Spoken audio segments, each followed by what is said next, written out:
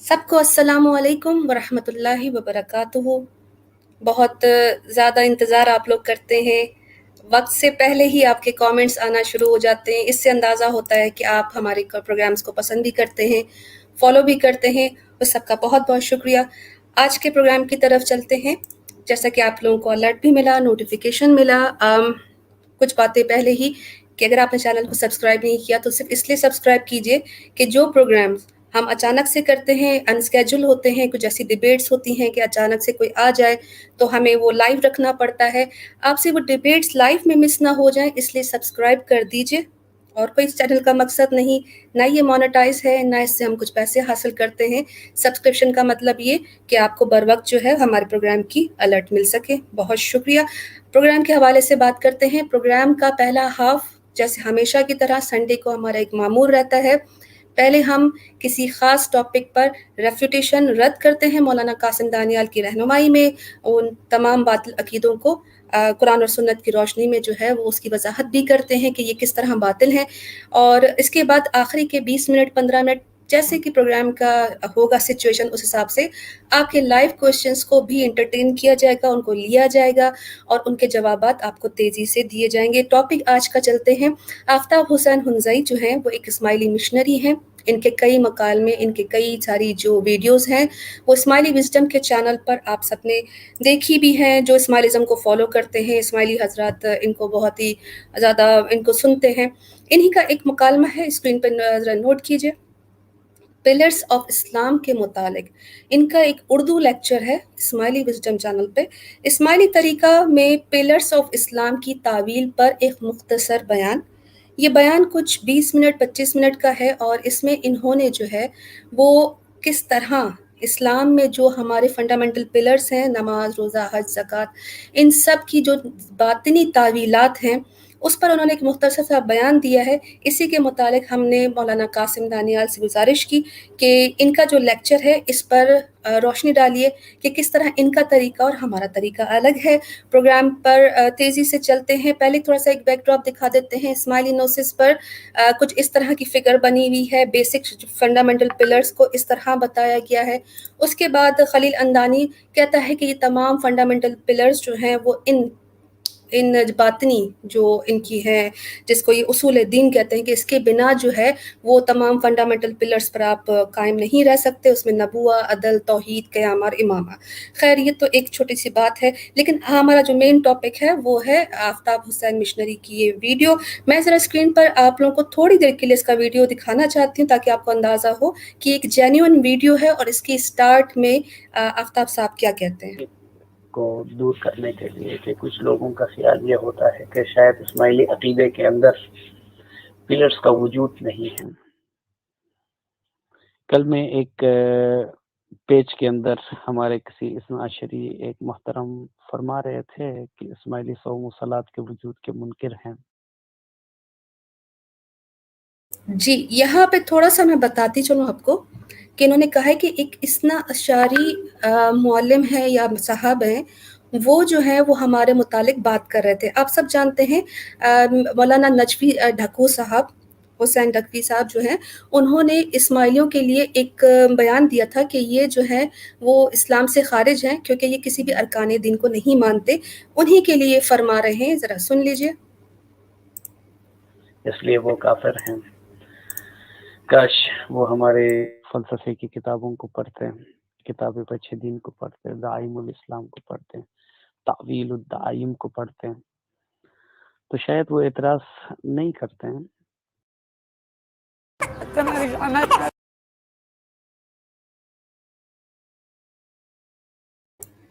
یہ ان کا channel monetise ہے اور میں یہ سکپ کر دیتی ہوں تب تک۔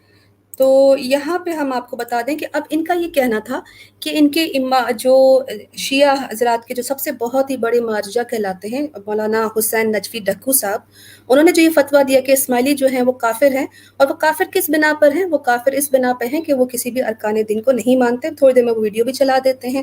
کہتے ہیں کہ انہوں نے اگر علم حاصل کیا ہوتا اور ان کو علم ہوتا تو یہ کبھی بھی ایسی بات نہ کرتے، اور ان کو یہ اب میں آگے ان کے ورڈ ٹو ورڈ الفاظ کوٹ کر کرتی ہوں کہ جس طرح کا عمل اسماعیلی مذہب میں 5 جو ارکان دین ہیں ان پر ہوتا ہے، اور اس کی صحیح روح پر اسماعیلی مذہب کے علاوہ اور کوئی مذہب نہیں ہے۔ ان کے حساب سے صحیح اسماعیلی جو طریقہ ہے وہی اصل میں اسلام کے فنڈامنٹل پلرز کو جو ہے اس کی صحیح روح تک پہنچ سکے۔ خیر، تو آگے جو ہے وہ ان کے بہت سارے بیانات ہیں، مولانا قاسم دانیال کے پاس کوئکلی چلتے ہیں اور اس پروگرام سے ریلیٹڈ ان سے بات کرتے ہیں۔ السلام علیکم مولانا قاسم۔ وعلیکم السلام ورحمۃ اللہ وبرکاتہ۔ مولانا قاسم، میں نے یہ ویڈیو کمپلیٹ سنی، آپ نے بھی سنی ہے۔ ٹائم کی شارٹیج کی وجہ سے ہم کمپلیٹ 20 منٹس کا تو ان کا آڈیو نہیں چلا سکتے۔ کچھ چیدہ باتیں میں نے اس میں سے سلیکٹ کی ہیں، آپ اجازت دیں تو میں پہلی ان کی جو بات ہے وہ آپ کے سامنے رکھوں۔ بالکل جی، ان کا جو پہلا سوال تھا جو انہوں نے اس پروگرام اس مکالمے میں کیا ہے، اور وہ یہ دعویٰ بھی کیا ہے اور اس کو پھر پروف کرنے کی بھی کوشش کی ہے۔ پہلا پوائنٹ یہ کہتے ہیں ستون 5 نہیں ہوتے، بلکہ اسماعیلی طریقے میں اور کافی سارے مسلکوں میں 7 ارکان دین ہیں، اور اس میں جو ہے وہ طہارت اور ولایت بھی ستون ہے۔ اور آپ کو پتا ہے کہ وہ انڈائریکٹلی میں نے یہ کہا کہ ہم جو مسلمان ہیں مین اسٹریم یہ 2 ستونوں کو چھوڑ دیتے ہیں۔ اس کے متعلق آپ کیا کہیں گے؟ نحمد و نصلی علی رسول الکریم، اما بعد، فاعوذ باللہ من الشیطان الرجیم، بسم اللہ الرحمن الرحیم، وما کان لرسول ان یأتی الا باذن اللہ۔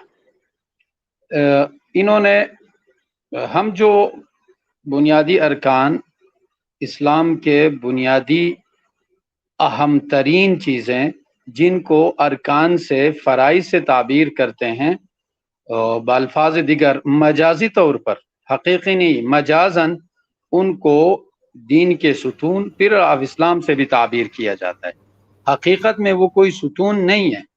اہمیت کی بنیاد پر جیسے کہ ایک عمارت ستون پر کھڑی ہوتی ہے، عمارت کے لیے ستون ضروری ہے، اسی طرح سمجھانے کے لیے ویسے ہی استعارتاً تشبیہاً تشبیہ دے کر بتایا گیا کہ جس طرح چھت کے لیے ستون بنیادی چیزیں ہوتی ہے، اس طرح اسلام کو اگر عمارت سے تعبیر کرے تو اس کے لیے یہ 5 چیزیں اہم ہیں۔ وہ ہم ان کو نہیں جان سکتے تھے، ہم جتنا عقل لڑاتے، جتنی کوشش کرتے ہم نہیں جان سکتے تھے کہ وہ کیا کیا ہے، کتنے ہیں، کیونکہ یہ کوئی سوچ کر اپنی عقل سے بنانے والی چیز نہیں ہے۔ یہ چیز اعمال کے ثواب، اس کا جزا، اس کا بدلہ، کتنا گنا ثواب ملے گا، یہ کوئی عقل سے رسائی ممکن نہیں ہے۔ یہ نقلاً ہم تک پہنچی ہے۔ اللہ سبحانہ و تعالیٰ نے بتا دیا، رسول اللہ صلی اللہ علیہ وسلم نے آ کے ہمیں بتا دیا، پتہ چل گیا اچھا یہ ضروری چیزیں ہیں۔ تو رسول اللہ صلی اللہ علیہ وسلم نے فرمایا بنی الاسلام علی 5، اسلام کی بنیاد 5 چیزوں پر ہے۔ سب سے پہلے اشہد ان لا الہ الا اللہ واشہد ان محمد رسول اللہ، پھر اقام الصلاۃ، نماز قائم کرنا، و ایتاء الزکاۃ، زکوٰۃ دینا، و صوم رمضان، و حج البیت من استطاع الیہ سبیلا، اور بیت اللہ کا حج کرنا۔ یہ 5 چیزیں رسول اللہ صلی اللہ علیہ وسلم نے ہمیں بتا دیا۔ صحیح۔ سب سے مضبوط ترین حدیث ہے، صحیح حدیث، جس میں بتا دیا، ہمیں پتہ چلا۔ اب جب مشنری صاحب اپنی طرف سے ولایت طہارت کو بھی اس میں ایڈ کرتے ہیں، تو کیونکہ وہ کوئی حدیث یا قرآن کی کوئی آیت پیش نہیں کرتے ہیں، اپنے نظام، اپنے گمان میں اپنی طرف سے بتا دیتے ہیں کہ صرف طہارت بھی ہے اور ولایت بھی ہے۔ اب ولایت سے ان کی کیا مراد ہے یہاں پر واضح نہیں ہے۔ بالکل۔ اور طہارت، حالانکہ وہ یہاں طہارت کو فرائض میں، طہارت کا لفظی معنی یہی ہے کہ پاکی، وضو ہے، غسل ہے، یہ طہارت ہے ظاہری طور پر۔ باطنی طور پر طہارت یہ ہے کہ تمام بت، تمام معبودان باطلہ، تمام طاغوت سے، سرکشی شیاطین سے انسان برات کا اعلان کرے اور اللہ پر ایمان کا اقرار کرے۔ باطنی نجاستوں سے، بتوں کی گندگی سے، شرک کی، کفر کی گندگی، وہ ہے باطنی طہارت اسے کہتے ہیں۔ ظاہری طہارت جو ہے وضو، غسل کر کے انسان جو ہے حقیقی نجاست سے آپ کو پاک رکھتا ہے۔ یہ بات تو آپ کو پتہ ہے کہ خانیت میں وضو کا کوئی ضروری نہیں ہے۔ اسی طرح جنبی حالت میں یا خواتین پیریڈ کے ایام میں بھی جماعت خانہ ان کو جانے کی اجازت ہے، وہ جاتی ہیں، عبادت بھی کرتی ہیں. اس لیے ان چیزوں کی ان کے پاس ظاہراً اہمیت نہیں ہے. پتہ نہیں کیوں مشنری صاحب نے ان دو چیزوں کو بھی، ولایت طہارت کو بھی ارکان دین میں شمار کر دیا. بہرحال یہ ان کی اپنی رائے ہے اور ان کے بڑوں نے کتابوں میں لکھا ہوگا جن کو فالو کرتے ہیں اس بنیاد پر ہے. ورنہ رسول اللہ صلی اللہ علیہ وسلم نے امت مسلمہ کے سامنے جو بیان کی ہے وہ 5 ہے فقط. صحیح، بالکل ٹھیک. آپ نے تو یہ وضاحت کر دی کہ جو ان کی باتیں ہیں، اور یہ بھی بات صحیح ہے کہ یہ جو پورا اگر لیکچر سنا جائے تو اس میں وہ بار بار کہتے ہیں کہ میں قرآن سے ثابت کروں گا، میں حدیث سے ثابت کروں گا، لیکن مولانا قاسم دانیال آپ جانتے ہیں کہ پروگرام اس کے پورے مکالمے میں ان صاحب کے کہیں پر بھی قرآن کی ایک آیت سے بھی اپنا انہوں نے دعویٰ ثابت نہیں کیا.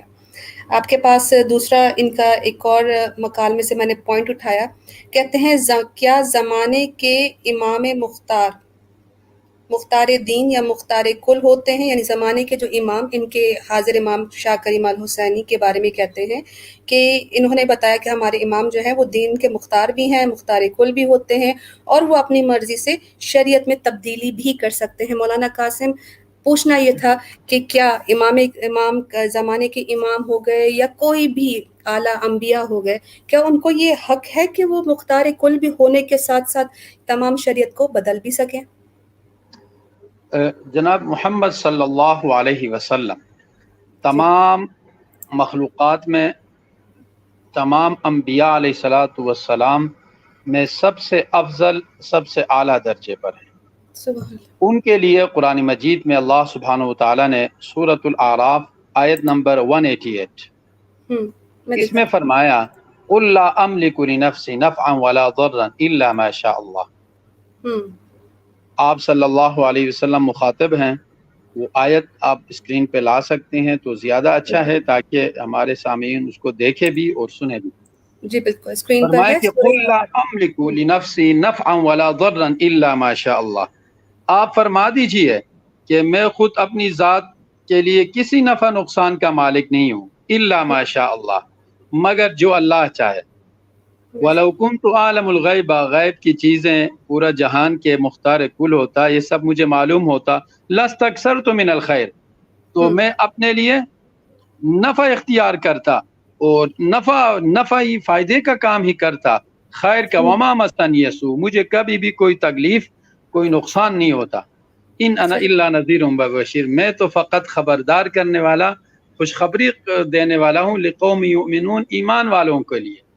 دیکھیں نا، اس آیت نے بتا دیا، اللہ رسول اللہ صلی اللہ علیہ وسلم سے خود فرما رہے ہیں کہ آپ اعلان کر دو لوگوں کو کہ میں اپنی ذات میں بھی نفع نقصان کا مالک نہیں ہوں.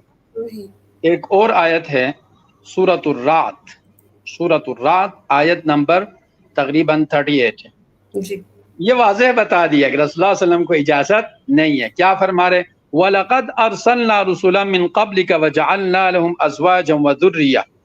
اے پیغمبر صلی اللہ علیہ وسلم، ہم نے آپ سے پہلے بھی بہت سے رسول بھیج چکے ہیں اور ہم نے ان سب کو بیوی بچے یعنی اولاد والا بنایا. وَمَا كَانَ لِرَسُولٍ أَن يَأْتِيَ بِآيَةٍ، کسی رسول نے، کوئی بھی رسول، أن يأتي بآية إلا بإذن اللہ، اللہ کے حکم کے بغیر ایک آیت بھی اپنی طرف سے نہیں لا سکتا. لِكُلِّ أَجَلٍ کتاب، ہر ایک جو لکھی ہوئی چیز مدت کے ساتھ لکھی ہوئی ہے، مقررہ وعدے کے ایک لکھائی ہو چکی ہے.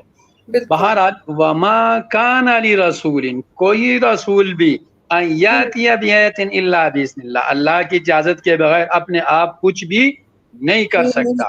کچھ بھی، ایک آیت بھی نہیں بتا سکتا اپنی طرف سے. ان دو آیتوں سے مومن ہو، مسلمان ہو، قرآن کو ماننے والا ہو، یہ دو آیتیں، نمبر بھی میں نے بتا دیا، اپنے اسکرین میں دکھا دیا.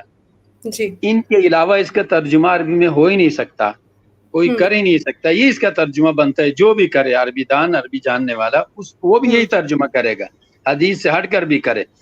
تو دیکھیں، جب کوئی نبی بھی اپنی طرف سے کچھ نہیں کر سکتا، رسول اللہ صلی اللہ علیہ وسلم بھی اپنی طرف سے ایک آیت اللہ کی اجازت کے بغیر نہیں بتا سکتے، پتہ چلا کہ انبیاء یہاں تک تھے افضل الانبیاء امام الانبیاء بھی مختار کل نہیں ہے. صحیح. دنیا میں انسان، چرند پرند، حیوانات، جنگلات، سمندر، پہاڑ، ان سب چیزوں پہ اس کے حکم، اس کے آرڈر سے سب چیزیں ہوتی ہو، سب کچھ اس کے علم میں بھی ہو، اس پر صحیح غلط کرنے کا مکمل اختیار جس کو ہو اس کو مختار کل کہتے ہیں. تو ان آیتوں سے نقلی طور پر ثابت ہو گیا. عقلی طور پر بھی دیکھے رسول اللہ صلی اللہ علیہ وسلم طائف میں اس امید سے گئے تھے کہ یہ قبیلے کے سردار شاید میری دعوت مانے. مختار کل ہوتا زبردستی ان کو منوا لیتے. اگر عالم الغیب ہوتا پتہ چلتے کہ وہ نہیں مانتے. سارے اوباش کو آپ صلی اللہ علیہ وسلم کے پیچھے لگایا، آپ کو پتھر مارے، خون سے لہو لہان ہو گئے. ایک باغ میں جا کر کھجور کے نیچے بیٹھے، وہاں پر ایک غلام تھا، انہوں نے لا کر ان کو انگور پیش کیا. الحمدللہ وہ جگہ جہاں تشریف فرما تھے، جن علاقوں میں دعوت دی، ان جگہوں میں جانے کا موقع ملا ہے. ان تمام جگہوں کو جہاں جہاں گئے تھے، واپسی کا راستہ کون سا تھا، وہاں پر بھی ایک مسجد بنی ہے، مسجد علی. علی رضی اللہ تعالیٰ عنہ کے نام سے وہاں مسجد ہے. بعض نے کہا کہ حضرت علی رضی اللہ عنہ نے تعمیر کی ہے، بعض نے کہا کہ نہیں، یہ ان کے نام سے بنائی گئی ہے. بہرحال یہ سارا واقعہ مختار کل ہوتا تو لہو لہاں ہوتے. احد میں آپ کے دندان مبارک، رخسار مبارک کھول اندر گھس گیا، پتھر لگے. یہ سارے مختار کل ہوتا تو ہجرت کر کے مدینہ کیوں جاتے؟ سارے قریش کے بڑے بڑے سرداروں کو ایمان دے دیتے. بھائی یہ اختیارات نہیں تھے. انک لا تہدی من احببت ولکن اللہ یہدی من یشاء. اے پیغمبر صلی اللہ علیہ وسلم، آپ جسے چاہے ہدایت دینا چاہے نہیں دے سکتے، اللہ جسے چاہے ہدایت دے سکتے. ہدایت کا اختیار نہیں تھا. اسی طرح تکلیف مصیبتوں سے اپنے آپ کو بچانے کے یہ سارے اختیارات. جب امام الانبیاء مختار کل نہیں ہے تو اس کے بعد کوئی ان کی اولاد میں بیٹیاں ہو، بیٹے ہو، یا حضرت علی رضی اللہ تعالیٰ عنہ اصحاب میں، اہل بیت میں کس کو اختیار ہو سکتا؟ قرآن نے واضح بتا دیا. عقلی مثال سے میں نے اب بات آپ کے سامنے رکھی. بالکل. ماشاء اللہ، آپ نے تو باقاعدہ قرآن کے حوالے دیے اس بات میں، لیکن میں ان کی بھی ذرا بات کو دوبارہ سے ورڈ ٹو ورڈ ذرا کوڈ بھی کر دوں تاکہ جو لوگ ابھی ٹائم کی کمی کی وجہ سے ان کی بات سمجھنے سے قاصر ہے. میں ذرا بتا دیتی ہوں. کہتے ہیں کہ علی مرتضیٰ اور ان کی اولاد، حضرت علی مرتضیٰ اور ان کی اولاد ہیں جو دین کے رکھوالے نہیں بلکہ دین کے چوکیدار بھی ہیں، بلکہ دین کے مختار بھی ہیں، مختار کل بھی ہیں. وہ رسول اللہ کے وارث ہیں، اور وارث وہ ہر صورت میں زمانے کے لحاظ سے دین کے ظاہر کے اندر وہ تبدیلی لے کر آتے ہیں اور اس کی روح کو جانتے ہیں. آگے انہوں نے جو بات کی کہ ہمارے امام جو ہیں وہ امام زمانہ انہی کی آل میں سے، اس لیے ان کو حق ہے. ہمارے بھائی یہاں پہ کہتے ہیں کہ جو شریعت میں چینج کرنے والا ہوتا ہے وہ تو بدعت ہی ہوتا ہے. تو اچھا، آپ نے اچھی بات سامنے لائی کہ وہ رسول اللہ کے وارث ہے کہہ رہے ہیں. جی بھائی بالکل. وہ رسول اللہ صلی اللہ علیہ وسلم کے کس چیز میں وارث ہیں، اس کی وضاحت کریں نا. تو قرآن میں رسول اللہ تبارک و تعالیٰ نے تو یہ رسول اللہ صلی اللہ علیہ وسلم نے حدیث میں یہ بتا دیا کہ العلماء ورثۃ الانبیاء، علماء انبیاء کے وارث ہے، دین کی دعوت میں، دین کو پھیلانے میں، دین کے کام کرنے میں، دین کی نشر اشاعت میں، ان چیزوں میں وارث ہے. ان چیزوں میں وارث ہونا چاہیے سب کو، کیونکہ رسول اللہ صلی اللہ علیہ وسلم نے اپنے امت کے علماء دینداروں کے لیے یہ چیز چھوڑ کر گئے ہیں. تو آج آ کر دیکھیں آپ، وہ اہل بیت جو دین کی دعوت لے کر پھرتے ہیں، افریقہ کے جنگلوں تک پہنچ گئے ہیں. اوریجنل جو اہل بیت ہے اللہ کے دین کی دعوت کو لے کر، وہ جنگلی قسم کے لوگوں کو بھی عرب لوگ جا کے دین کا کلمہ پڑھا رہے ہیں، اور وہاں پر ان کے لیے مسجد بنا رہے ہیں، نہریں بنا رہے ہیں. یہ اہل بیت ہے، یہ سادات ہے، یہ ہاشمی ہے، یہ انبیاء نبی علیہ الصلوۃ والسلام کے اوریجنل وارث ہے. جو کام ان کو دیا گیا تھا اس دعوت کو لے کر چل رہے ہیں. صحیح. وارثین تو وہ ہے. ایک بات انہوں نے اللہ نے اس کے زبان میں لایا ہے، یہ شاید غلطی سے کہہ گیا، یہ کہہ رہے کہ قرآن ہمیشہ قیامت تک کے لیے ہے، اور اس میں قرآن میں تبیان لکل شیء، یہ آیت کا جز بھی اس نے پڑھ لیا کہ قرآن جو ہے نا ہر چیز کو بیان کرتا ہے. بھائی قرآن ہر چیز کو جب بیان کر رہا ہے قیامت تک کے لیے، پھر کسی تبدیلی کرنے والے کی کیا ضرورت پڑی؟ جب قرآن میں سب کچھ ہے تو پھر تبدیلی بعد میں لانے رسول اللہ صلی اللہ علیہ وسلم نے پریکٹیکلی کر کے اس کو واضح کر کے امت کو دے دیا. پھر اس میں تبدیلی کا اختیار کس بنیاد پر ہے, کس دلیل پر ہے؟ صرف وارث ہو کر تو دین کو بگاڑ دیں. وارث حالانکہ وارث بھی نہیں ہے, سب ثابت بھی نہیں ہے, پھر بھی دعوے دار ہو کر دین کو بگاڑ دے, اس کی قطعاً اجازت نہیں ہے. جی بالکل, میں آپ کے پاس اسی بات کی جو ہے وہ اب اگلی بات کرنے لگی تھی, کیونکہ یہ اسی بات کو انہوں نے اگلی بات سے کس طرح جوڑا ہے. کہتے ہیں کہ یہ تبدیلی بھی جو مختار کل یعنی امام زمان کرتے ہیں, یہ تبدیلی بھی قرآن کی روح کے مطابق ہی ہے, قرآن کے حکم کے مطابق. کیوں ہے؟ کیونکہ قرآن ایک یونیورسٹی کے مانند ہے, اور قرآن تمام ادوار کو سامنے رکھتے ہوئے تبیان علی کل شیء, ہر چیز کا بیان قرآن کے اندر ہے. تو مولانا قاسم, جب ہر چیز کا بیان قرآن کے اندر ہے تو ان کا اگلا اعتراض, جیسے اکثر آپ نے پہلے بھی اس کا جواب دیا ہوا ہے, کہ کئی چیزوں کا ذکر قرآن میں نہیں ہے, اور قرآن کہتا ہے کہ تمام چیزوں کا ذکر میرے اندر ہے. اس کی بھی ذرا وضاحت کر دیجئے. دیکھیے, قرآن انہوں نے اس انداز سے بیان کیا, یونیورسٹی کے مانند ہے کہا. ہم ان کو اس طرح سے بیان کرتے ہیں کہ جی قرآن میں تمام احکامات اجمالاً ہے, اجمالاً ہے, تفصیلاً رسول اللہ صلی اللہ علیہ وسلم کے بیانات ہیں. دیکھیے, قرآن وحی متلو ہے, قرآن بھی وحی ہے, اس کی تلاوت کی گئی ہے. احادیث بھی وحی ہے, کیونکہ رسول اللہ صلی اللہ علیہ وسلم نے دین کے متعلق جو باتیں کی ہے وہ سارے وحی تھے. وما ينطق عن الهوى, سورۃ النجم میں ہے, وہ جو کچھ کہتے اپنے آپ نہیں کہتے, ان هو الا وحی یوحى, وہ اللہ کی وحی سے کہتے ہیں. رسول اللہ صلی اللہ علیہ وسلم کے لیے تو یہ سب چیزیں ثابت ہے. وہ اللہ کے پیغمبر تھے, معصوم تھے, معصوم عن الخطا تھے, اور آخری نبی تھے, قیامت تک کے لیے رسول اور نبی تھے. اس لیے ان کے زبان مبارک سے وحی, اللہ تبارک و تعالیٰ کے احکامات جاری ہوتے تھے. ان کی باتیں, ان کے افعال, ان کے اقوال ہمارے لیے حجت ہیں. لیکن ان کے غیر نبی دور کے اولاد سیدات ہاشمی کوئی کسی کا عمل ہو, وہ ہمارے لیے حجت نہیں ہے, کیونکہ وہ نبی نہیں ہے, معصوم عن الخطا نہیں ہے. معصوم ہونا انبیاء علیہ الصلوۃ والسلام کی صفت تھی. تو قرآن نے موٹے موٹے چیز جو ہے ان کو اجمالاً بیان کیا. رسول اللہ صلی اللہ علیہ وسلم نے اپنے احادیث اور اپنے اقوال افعال سے ان کو واضح کر کے تفصیلاً بیان کیا, اور ان کے اہل بیت اور صحابہ کرام نے پریکٹیکلی عمل کر کے دکھا دیا. اسے دین کہتے ہیں.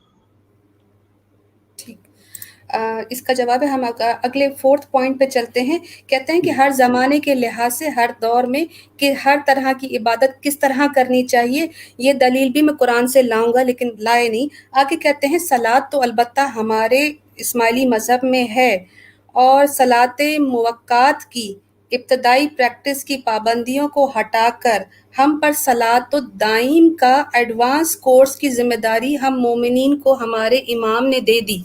اب اس کے متعلق ہی میرا سوال ہے.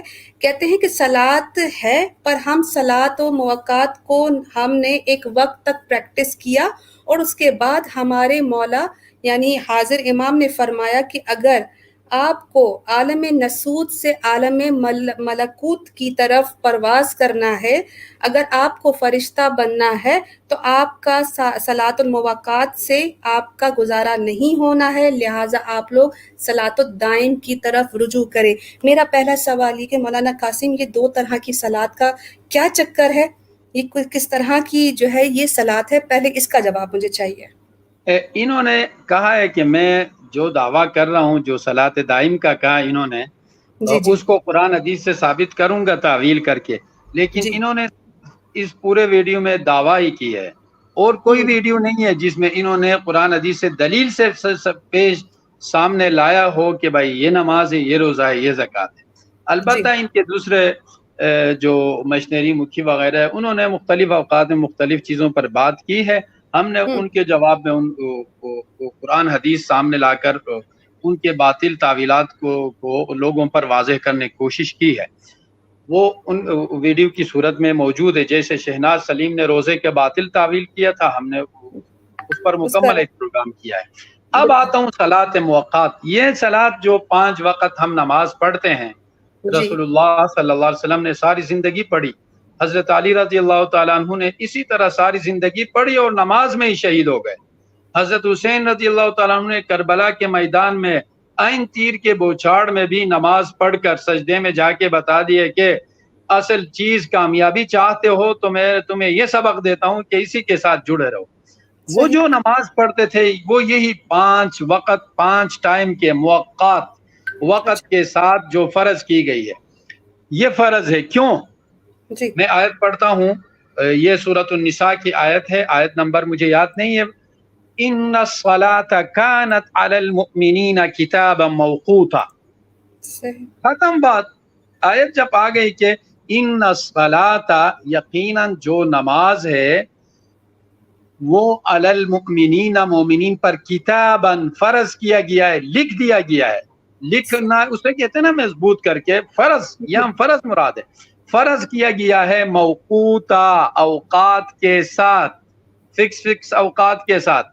دیکھیے جب آیت سامنے آ جائے اس کے بعد اس کے مقابلے میں آپ جس کسی فرد کو لاؤ, حدیث بھی آ جائے اس کے اپوزٹ ہو کر, خلاف ہو کر, ان کو رد کیا جاتا ہے. قرآن کی آیت اتنے مضبوط فرضیت کے ثبوت پر ہے کہ نماز موقات فرض ہے, 5 وقت, اور وقت رسول اللہ صلی اللہ علیہ وسلم کو جبریل علیہ السلام نے آ کے بتا دیا. ایک وقت آیا ظہر میں نماز کو شروع وقت میں پڑھا, ایک میں آخر وقت میں, فجر کو ایک سحری کا ٹائم جیسے ہی ختم ہو کے شروع ہوتا ہے شروع میں پڑھا, پھر اگلے دفعہ آ کے بالکل سورج نکلنے والا تھا ذرا پہلے پڑھ لیا. کہا کہ یہ دونوں کے بیچ میں تمہاری امت کے اوقات ہے. اوقات بھی باقاعدہ جبریل علیہ السلام لے کر آ کر نماز پڑھ کے آپ صلی اللہ علیہ وسلم کے ساتھ بتا دیا تمہاری امت کے نماز کے اوقات یہ ہے. اب یہ صاحب فرما رہے ہیں کہ موقات سے ہم نماز صلاۃ دائم کی طرف, ایڈوانس کورس کی طرف گئے, اور یہ مولا نے ہم پر یہ ذمہ داری ڈالی. اب یہ صلاۃ دائم ہمیشہ کی نماز, پتہ نہیں اس سے ان کی کیا مراد ہے. میں جہاں تک سمجھتا ہوں یہ اپنے 3 ٹائم دعا کی بات کر رہا ہے. بالکل. تو دیکھیں صلاۃ سے دعا کی طرف جانا اور اسے صلاۃ سے نماز سے وہ جو وہ کر رہے وہ بیان کرنا, اور روزے سے جو وہ سمجھ رہے باطنی روزہ, زکوٰۃ کی وہ جو تعبیر کر رہے اور حج کے جو وہ تعبیر کر رہے ہیں, عموماً ان کے تعبیرات ایسے ہوتے ہیں نا. میں ایک مثال سے آپ کو سمجھاتا ہوں. جی. یہ تعویل کے نام سے کیا کرتے ہیں, جب تک ایک مثال سامنے نہ رکھا جائے بات سمجھ میں نہیں آئے گی. بالکل. ایک شخص جو ہے نا, یہ عظیم الرحمن عثمانی صاحب, ایک پرویز جو غلام پرویز صاحب تھے, ان کے رد میں وہ منکر حدیث تھے, رد میں ایک مثال بیان کرتے ہیں کہ وہ کیا کیا بگاڑ کے دینی احکامات کی تعویل کرتے تھے. یہ حضرات بھی ویسے ہی کرتے ہیں نا. تو انہوں نے بڑا اچھا مثال سامنے رکھا, مجھے بڑا پسند ہے, وہ میں آپ کے ساتھ شیئر کرنا چاہتا ہوں. اس نے کہا کہ میں نے لکھا اپنے کاپی میں, ڈائری میں, ایک بندے نے لکھا کہ خالد شوربہ کھاتے ہوئے ٹیلی ویژن دیکھ رہا تھا. خالد شوربہ کھاتے ہوئے ٹیلی ویژن دیکھ رہا تھا. یہ لکھا دیکھ رہا ہے یا دیکھ رہا ہوں, یہ لکھا, لکھتے ہی اور جو ہے نا طوفان آیا, گر گیا, سب کچھ برباد ہو گیا. چند سالوں بعد یہ لکھائی, ایک 50-60 سال بعد یہ لکھائی ایک بندے کے ہاتھ میں آئی, یا 2-3 صدیوں کے بعد, تو دیکھا کہ اس میں لکھا ہوا تھا کہ خالد شوربہ کھاتے ہوئے ٹی وی دیکھ رہا ہے, ٹیلی ویژن دیکھ رہا ہے. تو اس بندے نے کیا سمجھا اس عبارت سے؟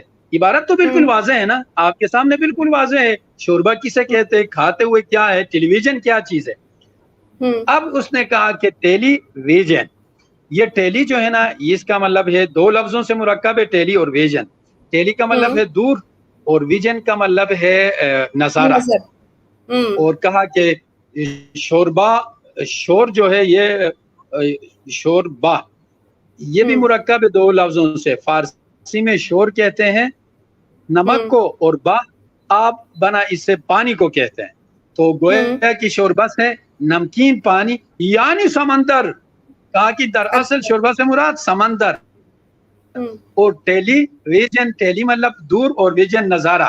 تو اس نے کہا کہ دراصل یہ بندہ سمندر کے کنارے دور کا نظارہ کر رہا تھا. کس نے یہ کس کا ترجمہ کیا کہ خالد شوربہ کھاتے ہوئے ٹیلی ویژن دیکھ رہا ہے, اس کا اس نے ایسے تعویل کیا, مرکبات لغات ادھر ادھر جوڑ موڑ کے توڑ پھوڑ کے اپنی طرف سے فارسی اور عربی پر ہر زبان کو مکس کر کے کہا کہ خالد شوربہ کھاتے ہوئے ٹیلی ویژن دیکھ رہا ہے. اس کو اس نے ترجمے کو مکس اپ کر کے کہا کہ خالد سمندر کے کنارے دور کا نظارہ کر رہا تھا. دیکھیے کیا یہ حقیقی معنی ہے اس جملے کا؟ بھائی علامات کو دیکھیں کہ علامات کیا تھے اس وقت. جو ہے نا شوربہ کسے کہتا تھا, ٹیلی ویژن کیا بلا ہے, وہ دور کا نظارہ ہے یا ایک باکس ہے جو سامنے رکھ کے اس کو دیکھا جاتا ہے. دیکھیں حقیقت سے نکل کر کہاں چلے گئے. یہ اس طرح دینی احکامات کی تعویل کرتے ہیں. ایک اور میں آپ کے سامنے رکھتا ہوں, یہ کہاں سے کس انداز میں تعویل کر کے کوئی چیز لانے کی کوشش کرتے. اس کی مثال ایک شعر ہے. ایک شاعر کہتا ہے کہ مگس کو باغ میں جانے نہ دینا, مگس کو باغ میں جانے نہ دینا کہ ناحق خون پروانے کا ہوگا. مگس کہتے ہیں نا جو شہد کی مکھی ہے, وہ شاعر مالی سے کہہ رہا ہے کہ یہ جو مگس ہے شہد مکھی, اس کو باغ میں نہ جانے نہ دینا. اگر یہ باغ میں جائے گا تو پروانے کا خون ہوگا. تو اس شعر میں دور کے غرابت تعویلات ہے. وہ کیا ہے بھائی, شہد کی مکھی باغ میں جائے گی تو جا کر وہ پھولوں پہ بیٹھ کے رس چوسے گی. رس چوسنے کے بعد وہ وہاں سے اڑ کے اپنے بل میں جا کے شہد بنائے گی. جب شہد بنائے گی, شہد بنانے سے پہلے اس کے لیے وہ موم سے جو گر بناتے ہیں, موم بنائے گا اور موم سے گر بنائے گا, پھر اس میں شہد ڈالیں گے. شہد نکالنے والا آ کے شہد نکالے گا, پھر جو موم ہے اس موم سے وہ آگ جلائے گا. آگ جلائے گا, آگ بڑھے گی, پروانہ آگ دیکھ کر ادھر آ جائے گا اور آگ میں گر کے مر جائے گا. کہا کہ دیکھو کہاں سے لے جا کے کس کو کدھر تک پہنچا دیا, جوڑ دیا. اور وہ شہد بنائے, واقعی وہ بندہ نکالے گا اور اس موم سے وہ آگ جلا کے چراغ کرے گا اور پروانہ آ کے مر جائے گا, قتل ہو جائے گا. تو اس نے کہا کہ مگس کو باغ میں جانے نہ دینا کہ ناحق خون پروانے کا ہوگا. بھائی کس پہاڑ کو لا کر کس پہاڑ سے جوڑ رہا ہے, کتنے دور گھما پھرا کے یہ غرابت برا اشعار ہے. تو جیسے یہ شاعر شعر یہ پڑھ رہا ہے, جیسے شوربہ کھاتے ٹیلی ویژن دیکھنے کو سمندر کے کنارے بیٹھ کے دور کا نظارہ سے تعبیر کیا گیا, اس طرح تعویلات کہ ادھر سے اچھا چونکہ ادھر سے آیا تھا, اس کا تعلق اس سے تھا, اس کو بھی دین میں اختیار کرنے کا تبدیلی کا اختیار ہے, لہٰذا یوں ہو کہ یہ جو ہمارے امام ہے یہ رسول اللہ علیہ وسلم کا فیملی کا ممبر اہل بیت ہے. اور میں کہا گیا کہ بھائی اس کا کوئی حسب نسب, کہا نہیں, پیروں نے بتایا ان کے اہل بیت میں سے, لہٰذا اس کو اختیار ہے کہ اسلام دین میں آ کے اتنے اربوں مسلمان جو اس وقت سے پریکٹیکلی عملی طور پر مضبوط سند کے ساتھ, احادیث کے ساتھ, قرآن کی آیتوں سے جو چیز واضح ہے, اس کو اپنی مرضی سے جو چاہے تیرا اس نے کرش مشاز کرے, بدلنا چاہے بدل سکتا ہے. اس طرح ان کے تعویلات. بالکل ٹھیک. ایک بڑی اچھی آپ نے ایک دفعہ ویڈیو بھی سینڈ کی تھی کہ جب ان سے ہوا جات مانگتے ہیں تو وہ ملتے نہیں ہیں. ایک آپ نے ہی ویڈیو سینڈ کی تھی, والتینی والزیتونی, تو تینی کو حسن اور زیتون کو حسین, تعویل کچھ اس طرح کی ہوئی تھی, اور بڑا اچھا آپ نے ویڈیو سینڈ کیا تھا. خیر, تو اگلی بات جو مجھے بڑی حیرت ہوئی یہ پڑھ کے, کہتے ہیں کہ آغا خان صاحب نے, جو ان کے امام زمان ہیں, ان کا یہ کہنا ہے کہ انسان کو فرشتہ بننے کے لیے عالم ناسوت سے پرواز کر کے عالم ملکوت تک جانا ہے. یہاں کہاں تک یہ بیان صحیح ہے؟ کیا ہم سب کو فرشتہ بننے کی تیاری کرنی ہے اس دنیا میں؟ اس کا جواب دیجیے گا. اچھا, یہ کہہ رہے ہیں نا کہ یہ جو ایڈوانس نماز دائمی ہم پر لازم کر دی ہے مولا نے, یہ کہا کہ یہ اس لیے دائمی ہم پر لازم کیا ہے کہ ہم عالم ناسوت سے عالم ملکوت کی طرف جانا ہے. مطلب ہمیں فرشتہ بننا ہے, کہہ رہا ہے واضح کر کے, فرشتہ بننا ہے. خدا کے بندے فرشتے تو پہلے سے موجود تھے.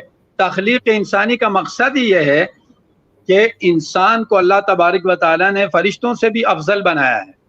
وَلَقَدْ كَرَّمْنَا بَنِي آدَمَ, ہم نے بنی آدم کو ایک شرف, کرامت, عزت بخشی ہے. تو اشرف المخلوقات اس لیے اس کو کہتے ہیں کہ یہ جب آگے بڑھتا ہے، اطاعت کرتا ہے، اللہ کی طرف آتا ہے، تو یہ فرشتوں سے بھی آگے جاتا ہے.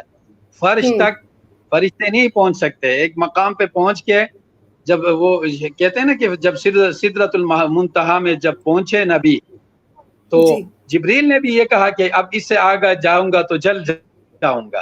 تو جی بس ادھر سے آگے جو ہے نا وہ رسول اللہ صلی اللہ علیہ وسلم بنی آدم اس کا جو پہنچ ہے وہ فرش تک گئے تھے معراج میں، صحیح اور جہاں پر کسی اور کو جانے کی اجازت نہیں ہے. وہی جی تو انسان بننا، دیکھیں تمام فرشتوں نے سجدے تعظیمی کس کے سامنے کی؟ انسان کے سامنے کی تھی نا. تو جس کے جی سامنے انہوں نے عزت کے لیے تعظیم کے جو سجدہ کیا تھا، تو انسان تو افضل ہے، فرشتے مفضول ہے. انسان جب انسان بنتا ہے، جب اللہ کی بندگی کرتا ہے، صحیح بندہ بنتا ہے، تو پھر یہ اس کا مقام بہت اونچا ہے. شاعر کہتا ہے نا، فرشتہ بننے سے یا رب میری توقیر گھٹتی ہے، فرشتہ صحیح بننے سے یا رب میری توقیر گھٹتی ہے، میں تو مسجود ملائک ہوں، مجھے انسان ہی رہنے دے.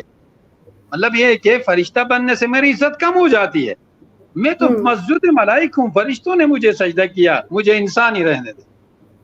بھائی انسان کے تخلیق کا مقصد ہی یہ ہے کہ شر مادہ، خیر کا مادہ اس کے اندر ہے، یہ خیر کے پہلو کو اختیار کر کے جائے تو بہت آگے جاتا ہے. بھائی فرشتوں کے اندر شر مادہ رکھا ہی نہیں ہے، نہ کھاتے نہ پیتے، نہ بھوک لگتی ہے، نہ ان کو جو ہے نا جنسی خواہش ان کے اندر رکھی ہے. تو ان کا برائیوں سے بچنے میں کیا کمال ہے؟ جب ان کے اندر خواہش ہی نہیں، وہ کر ہی نہیں سکتے ہیں، تو بچنے میں کمال نہیں ہے. انسان کے اندر اللہ نے سب مادے رکھے ہیں، برائی کا بھی، شر کا بھی، خیر کا بھی. پھر بھی جب یہ اللہ سے ڈر کے خیر کے پہلو کو اختیار کرتا ہے تو کمال کرتا ہے. اس لیے ان کا جو مقام ہے وہ بہت اونچا ہے، آگے کا ہے، فرشتوں سے بھی آگے نکل سکتے ہیں. اب جب اتنی محنت کر کے پھر اس کو فرشتہ ہی بننا تھا، مطلب افضل سے دوبارہ مفضول کی طرف جانا تھا، تو اتنی محنت کی کیا ضرورت تھی؟ فرشتے تو پہلے سے موجود تھے، اس کی تخلیق کی کیا ضرورت تھی؟ پوائنٹ اچھا ہے آپ کا. اور اللہ نے اشرف المخلوقات بنا کر بھیجا، لیکن ان کے امام کہتے ہیں کہ اب تم واپس ہی پلٹ جاؤ، جس فارم میں اللہ نے تمہیں اتنی فضیلت ادا کی، اب تم واپس ہی مڑ جاؤ. بالکل یہ ان کے امام کا بالکل انہوں نے کہا ہے کہ میں جو باتیں کر رہا ہوں، آفتاب حسین صاحب اس ویڈیو میں کہتے ہیں کہ یہ تمام باتیں جو میں کر رہا ہوں، یہ میری کوئی خود کی اپنی بات نہیں، یہ ہمارے پیروں کی تعلیمات اور ہمارے امام کی تعویلات کی روشنی میں ہے.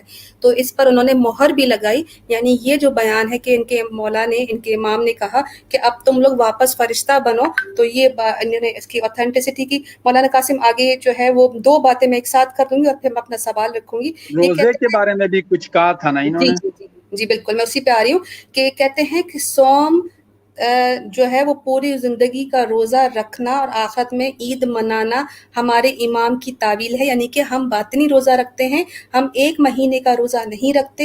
ہمارے امام نے پوری زندگی کے باطنی روزے ہم پر فرض کر دیے ہیں، اور ہم آخرت میں عید منائیں گے. یعنی یہ اس دنیا کی عید کو بھی نہیں مانتے جو ہم عیدیں مناتے ہیں، ان کی عید آخرت میں ہوگی. اگلی بات میں ایک اور اس کے ساتھ ہی کر دیتی ہوں، کیونکہ اس کا تانا بانا میرے اگلے سوال سے بنتا ہے.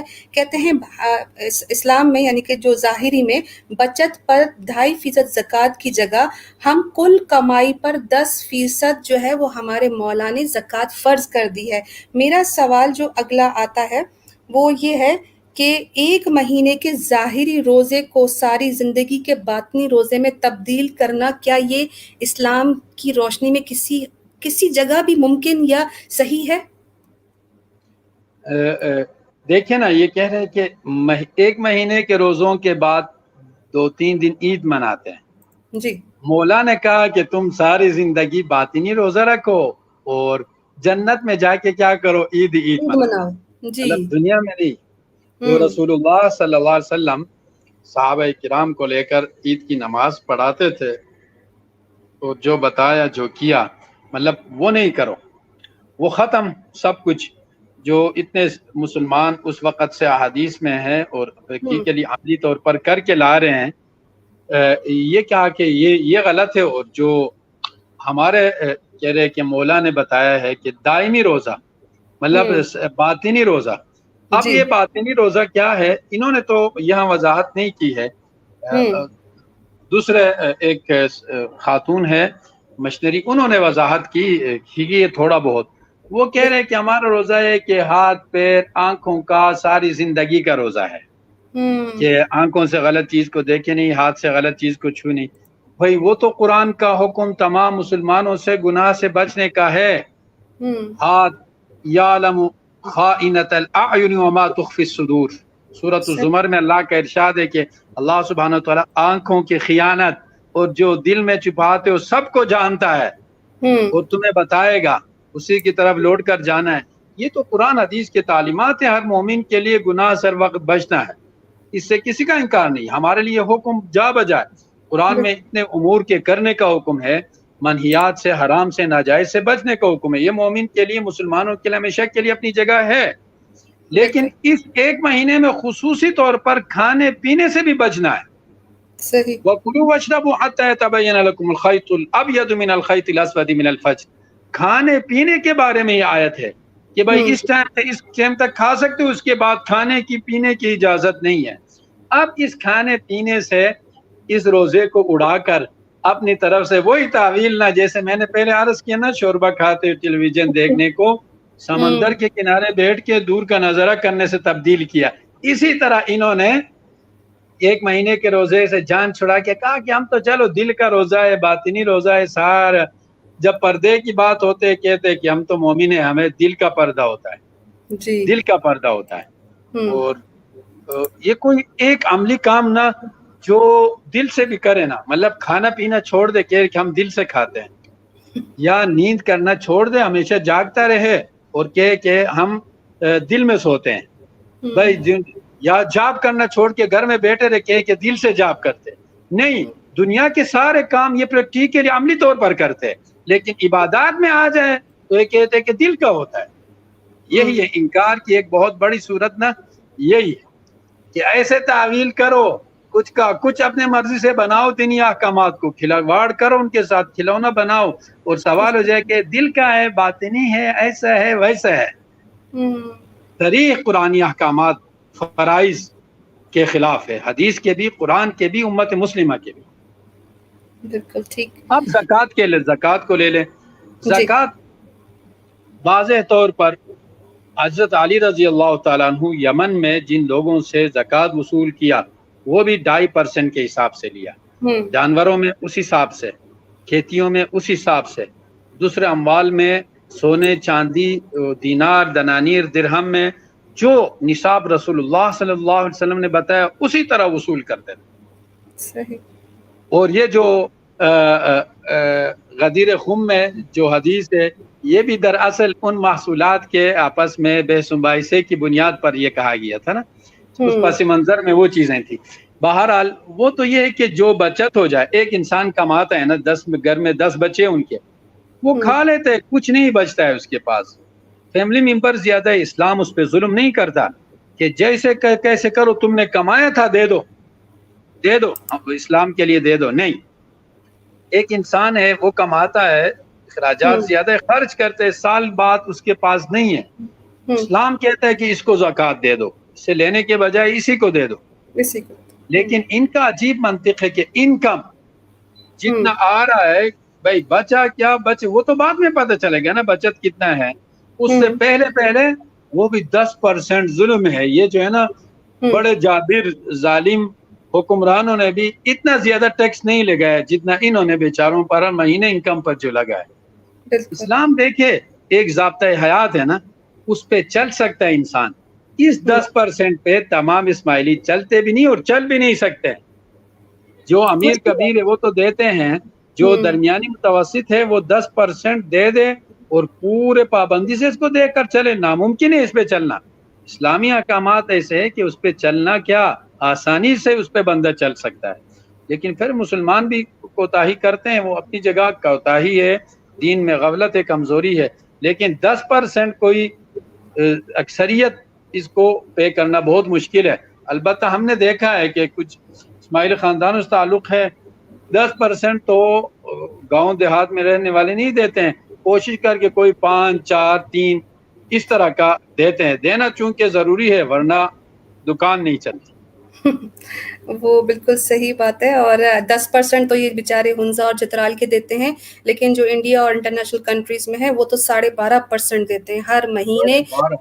جی 12.5% بغیر کسی، اور اگر نہیں دیں گے تو میں نے کئی دفعہ دسون پہ بھی پروگرام کیا ہے اور آپ نے اس کا رد بھی بنایا تھا کہ اگر دسون نہیں دیتا کوئی اسماعیلی تو اس کو یہ ڈرایا جاتا ہے کہ تم سے پل صراط پار نہیں کروائی جائے گی، تمہیں آخرت میں بخشش نہیں ہوگی. ایون ان کے یہاں دسون کی بھول چوک کا بھی چھانٹا ہوتا ہے کہ اگر تم بھول گئے ہو تو پہلے وہ دے دو اور پھر چھانٹا بھی کرو، معافی بھی مانگو کہ تم سے کیوں بھول چوک ہو گئی. خیر یہاں پہ ہمارے بھائی نے 2 دفعہ میسج کیا کہ میرا اسکرین پر میسج شو کرے، لیکن یہ میں شو کرتی ہوں، شاید پتہ نہیں بھائی کو دکھتا نہیں ہے. محتاج الدین صاحب آپ کا ابھی بھی جو میسج ہے وہ اسکرین پر شو ہو رہا ہے. مولانا قاسم جلدی سے جہاد کا کہتے ہیں کہ جہاد ہمارے اوپر ویسا نہیں فرض، لیکن ہمارے امام نے جہاد اکبر کو ہم پر فرض کر دیا ہے اور یہ سب سے افضل ترین ہے اور ہم اسی پر کا جو ہے وہ عمل پیرا ہیں.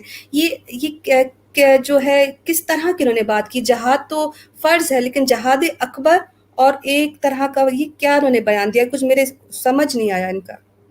دیکھیے جہاد انہوں نے بات چل رہی تھی پلر آف اسلام پر نا، جی انہوں نے ساتھ بتا دیا، ولایت طہارت کو بھی شامل کیا، لیکن بیچ میں یہ کہ بھول کے یا یہ نصر الدین حنزائی صاحب کی کتاب سامنے رکھ کے اسی سے بتا رہے تھے، تو یہ بیچ میں ایک چیز آئی ان کو سمجھ میں شاید نہیں آیا.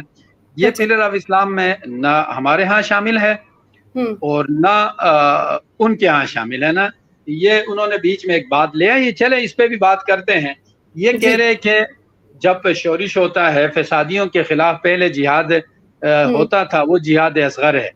جہاد اکبر جو ہے وہ شر کی مطلب اپنے نفس کے خلاف جہاد کرنا، مطلب جہاد اکبر کا ہمیں ہمارے برائیوں کے خلاف، باطنی چیزوں کے خلاف، وہ گندی چیزوں مطلب انسان کے نفس پر جو بھی چیزیں مسلط کر ان کے خلاف عمل کرنا، اس کو غالباً انہوں نے جہاد اکبر سے تعبیر کیا. جی یہ اسلام کا موقف بھی یہی ہے. جہاد پلر آف اسلام میں سے تو نہیں ہے لیکن اسلام کا ایک بہت بڑا فریضہ ہے اپنی جگہ. یہ جب کوئی کافر ملک مسلمانوں پر اٹیک کرتا ہے، مسلمان ملک پر، علاقے پر، اس علاقے کے لوگ ان کے خلاف کافی ہو تو صرف ان پر فرض ہیں، سب پر فرض عین ہیں. ان پر وہ کافی نہ ہو تو ساتھ والوں پر فرض ہوتا ہے، وہ کافی نہ ہو تو اس سے آگے والوں پر ہوتا ہے.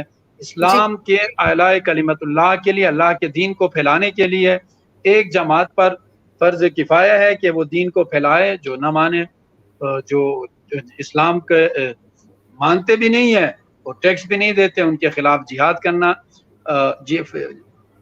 یہ فرض کفایہ کے درجے میں آتا ہے.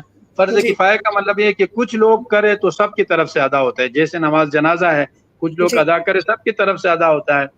ضرورت پڑنے پر قریب مطلب والوں پر فرض ہوتا ہے، وہ بھی کم ہو، ان کے قریب یہاں تک کہ تمام مسلمانوں پر وہ مخصوص حالات واقعات کے لحاظ سے اس کا فرض ہو جاتا ہے، ورنہ فرض کفایہ ہے. اب رہی بات نفس کے خلاف عمل کرنے کو، یقیناً اس کو حدیث میں بتایا گیا کہ اپنے نفس کے ساتھ، شیطان کے ساتھ مقابلہ کرنا، ساری زندگی اللہ کے احکامات، رسول اللہ صلی اللہ علیہ وسلم کے طریقے اور طاغوت کے سرکشیوں سے بچ کر دین پر عمل کرنا، نفس کے ساتھ مقابلہ کر کے ان کو طاعات کے پیچھے لگانا، نیکیوں کے پیچھے لگانا، شرور سے بچانا، برے اعمال سے بچانا، یہ جہاد اکبر ہے. اس سے کسی کا انکار نہیں ہے. ہم بھی اس کو کہتے ہیں کہ جہاد کے اصل میں جہد ان سے نکلے، کوشش، محنت. یہ محنت کرنا، اپنے نفس کو دین پہ لانا، دین کے ساتھ لگے رہنا، یہ بڑا جہاد ہے، کسی کا انکار نہیں. ہم اس چیز کو مانتے ہیں. اور بعض اوقات جو قتال ہے وہ جہاد کے معنی میں ہوتا ہے، وہ فرض کفایہ، فرض عین ہو جاتا ہے. اس سے کسی کا انکار نہیں ہے. ان باتوں میں ہم دونوں کا اتفاق ہو گیا.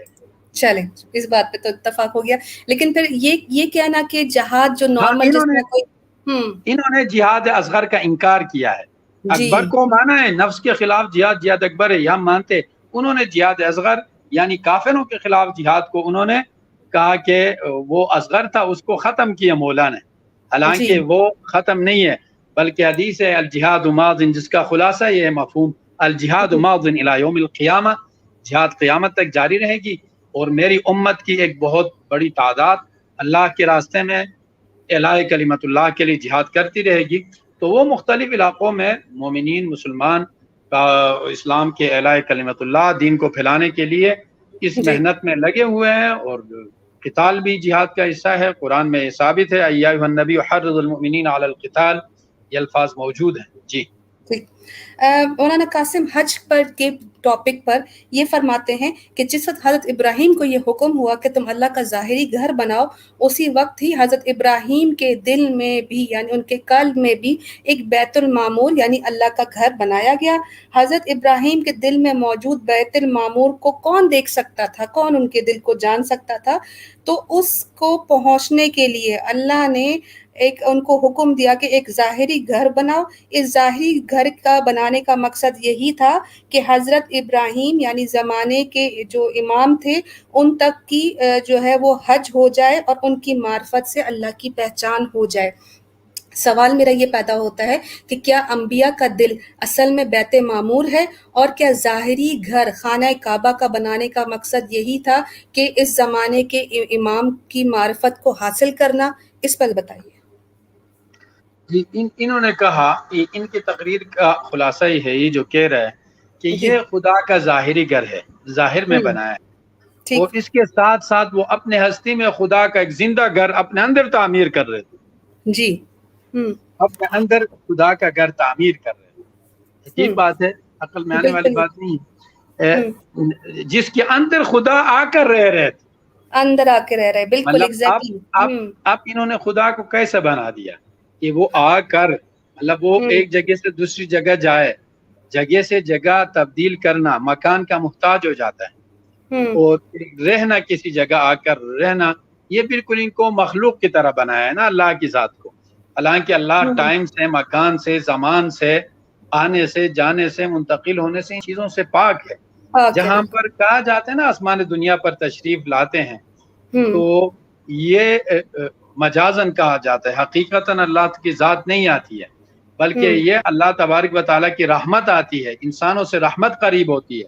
اللہ کی ذات یہ نہیں کہ ایک جگہ سے دوسری جگہ ٹرانسفر منتقل ہو گیا۔ بہرحال ایک بات تو انہوں نے یہ کی، کہہ رہے کہ وہ جو اندر گھر تعمیر کر رہے تھے نا وہ بیت المعمور ہے۔ بیت المعمور آسمان میں کہیں نہیں کہہ کے ہماری طرف اشارہ ہے، رد کر رہے، کیونکہ احادیث میں موجود ہے نا کہ اس خانہ کعبہ کے بالکل سیٹ میں برابر میں ایک گھر آسمان، ساتوں آسمان کے اوپر ہے، اس کو کہتے ہیں بیت المعمور، جس کے فرشتے طواف کرتے رہتے ہیں۔ جی جب رسول اللہ صلی اللہ علیہ وسلم جا رہے تھے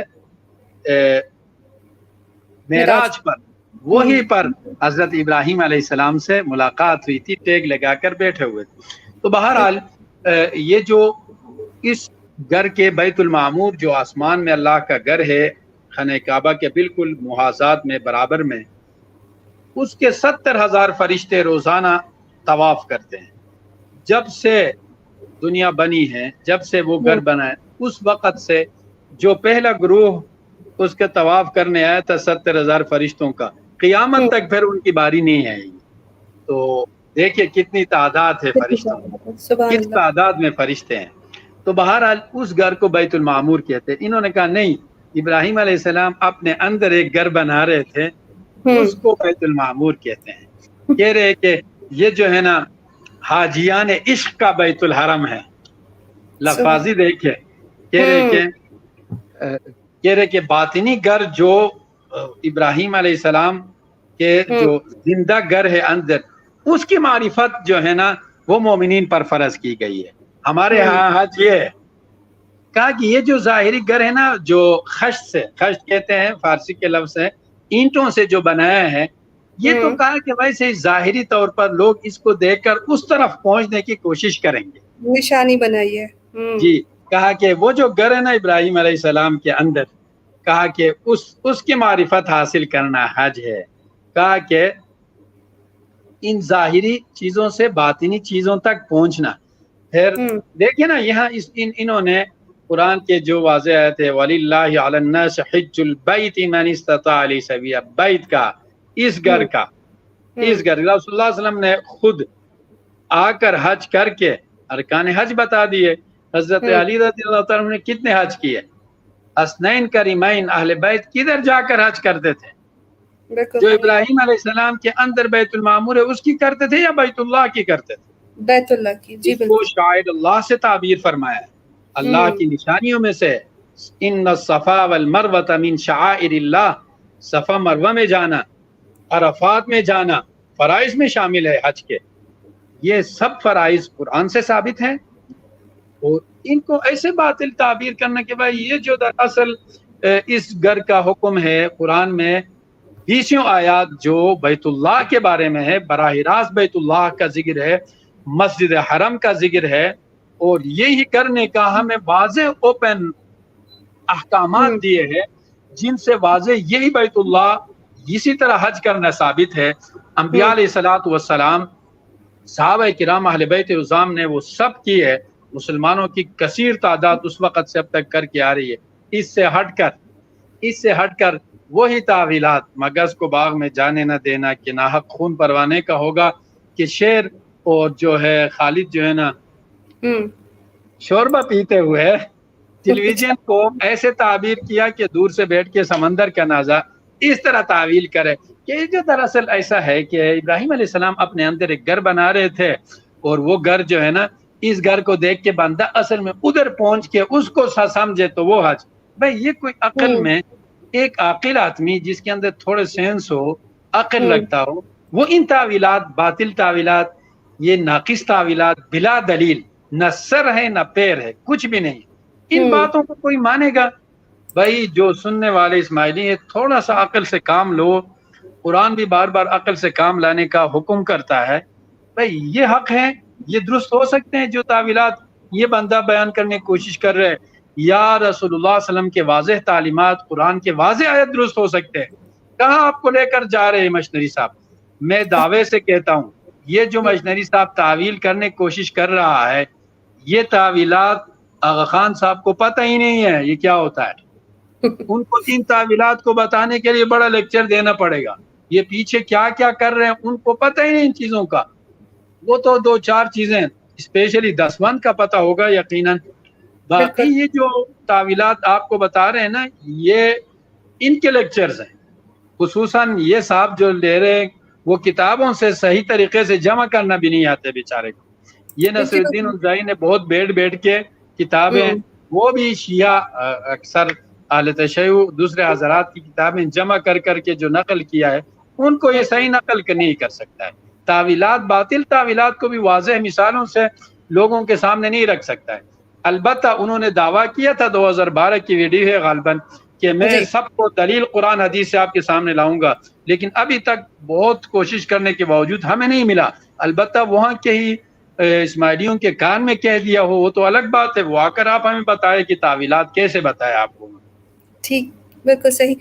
صنم ناظر کا بھی کامنٹ ہے، ابھی نہیں پڑھوں گی کیونکہ پروگرام کا تسلسل ختم ہو جائے گا. مولانا قاسم، پروگرام کا ٹائم بھی آلموسٹ ختم ہو گیا. میں اپنی بات مکمل کر کے آپ کے پاس 3 سوال چھوڑنے لگی ہوں. پہلے میں تھوڑا سا کا پروگرام جو ان کا لیکچر ہے اس کے حصے پڑھ لیتی ہوں اسپیڈ کے ساتھ.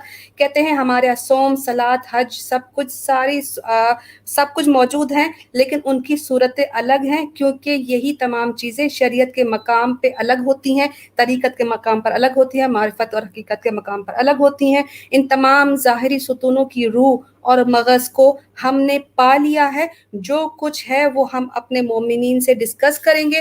آگے لاسٹ کے الفاظ کہتے ہیں کہ ہم مولا کے شکر گزار ہیں کہ انہوں نے اپنی روحانی ذات کی معرفت سے ہمیں ان تمام حقیقتوں پر سے راز کو اٹھایا ہے، ہمیں معرفت حاصل ہوئی ہے.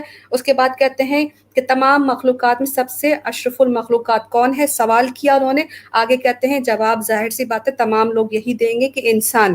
آگے خود ہی سوال کرتے ہیں جنت مخلوق ہے یا خالق؟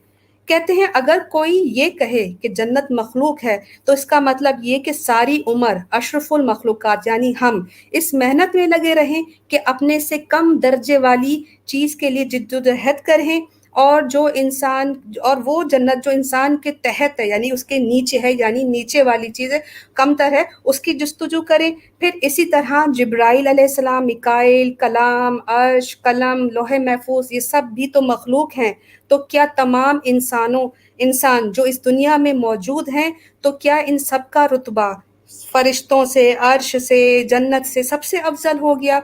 تو جو بحث کا اس کا مطلب یہ کہ کیسے میں اپنے آپ کو کہتے ہیں میں تو اپنے آپ کو کبھی سوچ ہی نہیں سکتا کہ میں ان سے افضل ہوں۔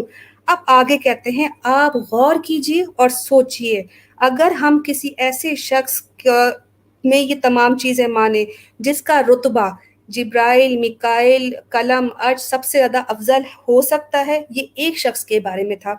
ہمارے اندر یہ سوال چھوڑ کے انہوں نے یہ لیکچر بند کر دیا۔ میرا سوال مولانا قاسم آپ کے لیے، جنت مخلوق ہے یا خالق؟ انسان کا رتبہ افضل ہے تو تمام انسان حضرت جبرائیل، میکائیل، لوح محفوظ اور کیا عرش سے اور جنت سے افضل ہیں؟ کیا کوئی ایک انسان ہی افضل ہے ہم تمام لوگوں سے؟ یعنی کہ ان کی جو بات ہے اس کا مقصد وہ کیا بیان، ہم بتائیں وہ ایک شخص کون کی وہ بات کر رہے تھے، اس کے بارے میں بیان کیجیے۔ جی سب سے پہلے ایک شخص کی رد کریں گے، قرآن کی آیت سے نا، وَلَقَدْ كَرَّمْنَا بَنِي آدَمَ وَحَمَلْنَاهُمْ فِي الْبَرِّ وَالْبَحْرِ۔ بس کرمنا بنی آدم، بنی آدم ایک شخص ہے؟ بالکل نہیں بھائی من حیث الانسان، تخلیق کے اعتبار سے من حیث الانسان کو شرف حاصل ہے، چاہے وہ کوئی بھی ہو، ٹھیک ہے نا۔ اس کے بعد بد عمل اور نیک عمل کی طرف آ کے قرآن نے کہا کہ اولئک کالانعام، جو بد عمل ہے، بد دین ہے، بے ایمان ہے، کافر ہے، ملحد ہے، ان کے بارے میں فرمائے کہ اولئک کالانعام، وہ تو جانوروں کی طرح ہے، وہ تو انسانیت سے نکل گئے نا، بل ہم اضل، جانوروں سے بھی بدتر ہے۔ سورۃ الاعراف میں کہا وہ تو نکال دیے جو برے لوگ ہیں، باقی ان کے علاوہ جو لوگ ہیں کرمنا بنی آدم میں قرآن نے مطلق طور پر بنی آدم کو یہ شرف دیا ہے، اس میں تمام افراد شامل ہے۔ اولئک کالانعام بل ہم اضل کو نکال کر، جس میں پھر درجات آتے ہیں۔ درجات میں آپ کو پتہ ہے کہ سب سے افضل ترین ذات رسول اللہ صلی اللہ علیہ وسلم کی ہے مخلوق میں، پھر جو ہے نا انبیاء ہے، پھر صحابہ ہے، ان میں بھی ترتیب ہے، ابوبکر، عمر، عثمان، علی، پھر اس سے آگے جا کر عشرہ مبشرہ ہے جو بدرین تھے، اس سے آگے جا کر حسنین کریمین، اہل بیت، عام صحابہ کرام، یہ سب ایک ترتیب سے آتا ہے۔ جو ان اکرمکم عند اللہ اتقاکم، سب سے متقی جو ہوگا، پرہیزگار عام مسلمانوں میں، وہ اللہ کے نزدیک کتنا معزز ہوگا، قرآن نے بتا دیا۔ دراصل جو پہلا سوال آپ نے اٹھایا نا کہ یہ سب کام انسان جو سب سے افضل ہونے کے باوجود جنت کے لیے کر رہا ہے، جبکہ جنت مفضول ہے، تو بھائی یہ کس نے کہا جنت کے لیے کر رہے؟ آپ نے اپنی طرف سے ہمارے طرف سے ایک دعویٰ کیا کہ ہم سب جنت کے لیے کر رہے، نہیں، ہم تو عبادت، یہ جو تکلیف، مشقتیں، سب کچھ اٹھا رہے اپنے اللہ کے رضا کے لیے کر رہے، اللہ کو راضی کرنے کے لیے کر رہے۔ ہاں اللہ راضی ہو کر انعام کے طور پر جنت ہمیں دے دے، ہم اس سے انکار نہیں کر رہے۔ انسان کے اندر اللہ نے ہی ہمیں بتا دیا کہ تمہارے لیے ایسے انعامات رکھا ہے۔ انسان لالچی بھی ہوتا ہے، اس لیے نفس کو اندر خواہش بھی رکھ کے اللہ نے جنت بھی دینے کا وعدہ کیا بطور انعام کے، اپنے فضل سے، اپنے کرم سے وہ عطا فرمائیں گے۔ آپ کو استاذ نے کہا بیٹا محنت کرو، پاس ہو جاؤ گے، آپ کو میں انعام دے دوں گا۔ آپ تو پاس ہونے کے لیے، اچھے انسان بننے کے لیے، آگے جا کے جاب کی نیت یا جو بھی نیت ہے پڑھ رہے نا، لیکن ضمناً آپ نے اچھے نمبر لیے، استاذ نے آپ کو انعام دیا، ٹرافی دی، آپ لینے سے انکار کریں گے تو یہ بے اکرامی ہے۔ اللہ تبارک و تعالی جنت کا جو ہے انعام، جہنم کی جو سزا ہے، یہ تو ضمناً ہے، اصل ہم اللہ کی عبادت اس لیے کر رہے کہ اس کا ہمیں حکم ہے، وما خلقت الجن والانس الا لیعبدون۔ اللہ تبارک و تعالی نے اپنے عبادت کے لیے الذی خلق الموت والحیات لیبلوکم ایکم احسن عملا، موت زندگی کو بنا اس لیے کہ ایکم احسن عملا، تم میں سے بہترین عمل کون کرے گا، اصل مقصد یہی ہے، جنت نہیں ہے۔ جنت اس کے بدلے میں اللہ تبارک و تعالی عطا کرتا ہے۔ جب اتنے مہربان رب جنت عطا کرے تو کون احمق ہو سکتا ہے کہ جو انکار کرے؟ وہ بے اکرامی ہوگی، بے احترامی ہوگی۔ اس لیے جنت کی ہم اللہ تبارک و تعالیٰ سے مانگتے بھی ہے۔ اللہ تبارک و تعالیٰ کا یہ اصل کامیابی ہے، فمن زحزح عن النار، جو جہنم سے بچا، وادخل الجنت، جنت میں داخل ہو گیا، فقط فاز، وہ کامیاب ہو گیا۔ صحیح۔ کہا کہ یہ تو اللہ تبارک و تعالیٰ خود کہہ رہے، کیا کہہ رہے؟ واللہ یدعو الی دار السلام، اللہ تعالیٰ تبارک و تعالیٰ تمہیں جنت کی طرف بلا رہا ہے، جنت کی طرف بلا رہے۔ اور کہا کہ جنت کے میں جاؤ، جو جائے گا کامیاب ہے۔ یہ سب چیزیں بتانے کا مقصد یہ ہے کہ ہمارا دعویٰ یہ نہیں ہے کہ ہم سب کچھ مخلوق ہو کر، اشرف المخلوق ہو کر جنت ہی کے لیے کر رہے، نہیں، جنت بھی مقصد ہے، لیکن اوریجنل مقصد اللہ کی رضا ہے، اللہ کو راضی کرنا ہے۔ جس مقصد کے لیے پیدا کرنا ہے وہ مقصد وہ ہے، اس کے بدلے میں بطور انعام کہ اللہ تبارک و تعالی جنت عطا فرماتے ہیں۔ الحمدللہ میرے پاس جو سوال تھے مولانا قاسم، اور وہ اس کے تمام آپ نے جواب دے دیے۔ ہم گزارش کریں گے آفتاب حسین صاحب سے کہ اب ان کا جتنا بھی رد آج تک مولانا قاسم نے کیا ہے، شرک کا پوشیدہ پہلو کے 3 ایپیسوڈز ہو گئے، اس کے بعد یہ ایپیسوڈ ہو گیا، ہماری دعوت کئی دفعہ ہم نے ان کو دی، ہم دوبارہ سے ان کو یہ درخواست کریں گے کہ اسی اپنے لیکچر پر اگر وہ چاہیں تو مولانا قاسم کے ساتھ 1 آ کر لائیو پروگرام میں بات کر سکتے ہیں۔ پروگرام کے شروع میں چونکہ آپ نے سوالات سے وہ کر دیا تھا، میں اس ترتیب سے جا رہا تھا۔ انہوں نے نا پلر آف اسلام کو اپنے انداز سے بیان کرنے کے لیے انہوں نے کہا اچھا یہ اگر پلر ہے، ستون ہے، ظاہر بات ہے یہ عمارت کے نیچے ہے، اس کے اوپر چھت ہے، پھر کیا کر رہے، کیسے بات کر رہے؟ دیکھیں اس کے انداز کو، اہل علم کے سامنے اس طرح بات کریں نا، علماء کے سامنے آ کے بیٹھ کے جوتے ماریں گے کہ کہہ رہے کہ اچھا یہ گھر ہے، ستون ہے، تو اس کے اوپر چھت بھی ہے۔ اچھا کہا کہ جب یہ گھر ہے تو اس کے دروازے بھی ہوں گے۔ اچھا پھر اس کو کہاں سے جوڑ دیا؟ کہا کہ دروازہ کون ہے؟ رسول اللہ صلی اللہ علیہ وسلم نے فرمایا تھا میں علم کا شیر والی دروازہ ہے اس کا۔ تو کہا اچھا دروازے سے داخل ہو گیا تو اندر گھر ہے نا، بیت، کہا بیت ہے، گھر ہے، تو اس میں گھر والے بھی ہوں گے، لہٰذا گھر والے زیادہ جانتے ہیں اندر کے ستونوں کے احوال، لہٰذا وہ اہل بیت ہے۔ ادھر سے کسی کو دیکھیے، اس نے حقیقت میں اسلام کو گھر سمجھ کے ستون، چھت، کہا کہ چھت پہ چڑھنے کے لیے سیڑھی ہوتی ہے، اور اس طرح کر کے کہا کہ دروازے سے داخل ہوں گے۔ آیت کیا پڑھ رہا ہے ساتھ؟ وَادْخُلُوا الْبَابَ سُجَّدًا فرمایا قرآن میں۔ خدا کے بندے قرآن میں وَادْخُلُوا الْبَابَ سُجَّدًا بنی اسرائیل کو کہا تھا کہ اس شہر میں داخل ہو تو داخل ہوتے وقت سجدہ کر کے شہر میں داخل ہو جاؤ۔ اس کو لا کے کہاں فٹ کر دیا کہ اس طرح آ کے پھر اس کے دروازے، چھت، سیڑھی، اور گھر والے کہاں سے کہاں، نہ کوئی دلیل نہ کوئی بات۔ اس طرح انہوں نے اپنے انداز تعویلات کو اس طرح شروع کیا۔ البتہ ان 5 پلر آف اسلام میں کسی چیز کو قرآن حدیث سے مضبوط دلائل سے ثابت نہیں کیا۔ جب کرے گا ہم ایک ایک کر کے پھر ان کے دلیل کو اوریجنل قرآن حدیث پہ پیش کریں گے، سند، حیثیت، کس طرح وہ استدلال کر رہا ہے، کس انداز میں استدلال کر رہا ہے، دلالت النص کے طور پر، اشارت النص یا صریح نص اس کے بارے میں آیا ہے، حقیقت سے استدلال کر رہے، مجاز سے، صریح سے، کنایہ سے، خفی سے، مشکل سے، مجمل سے، متشابہ سے، کس انداز سے استدلال کیا۔ ہم استدلالات کو دلیل، قرآنی شرعی دلیلوں کے تحت، اصول قرآن، اصول حدیث کے تحت ان کو دیکھیں گے، پھر انشاءاللہ ان کے جواب دیں گے۔ بالکل، یہ جو آپ نے گھر کی بات کی نا، اصل میں نے سوچا کس پہ بات کر، پھر میں کہا لوگ ویسے ہی ہنسیں گے، اور کوئی نہ سر نہ پیر، اسلام کو عمارت بنا دیا، گھر والوں کو جو ہے وہ گھر تمام تعلیمات کا جو ہے مالک بنا لیا۔ آپ نے بالکل صحیح بات کی، اگر کسی نے سننا ہے تو وہ ذرا سن کے آ جائیں، ان کی تعویلات کس طرح وہی والتینی والزیتونی اپنی طرف سے جو ان کے دماغ میں آتا ہے وہ کر دیتے ہیں۔ بہت شکریہ، پروگرام کا ٹائم بھی ختم ہو گیا، لیکن ہم نے ایک سٹارٹنگ میں